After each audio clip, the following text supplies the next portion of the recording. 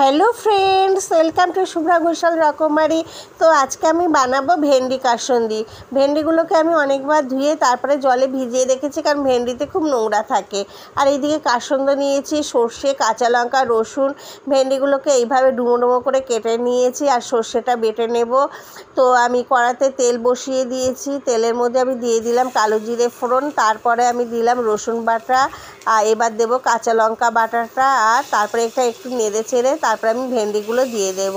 আমি ঢ্যাঁড়স বলি, অনেকে ঢ্যাঁড়স বলে ভেন্ডিকে, আর ইংলিশে তো লেডিস ফিঙ্গার।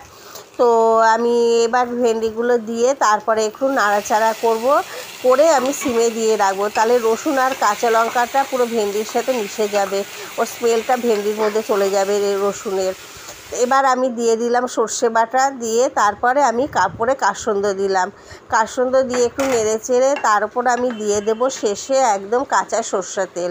কাসুন্দির ওপর কাঁচা সর্ষের তেল পড়লে খুব সুন্দর একটা টেস্ট হয়ে যায়।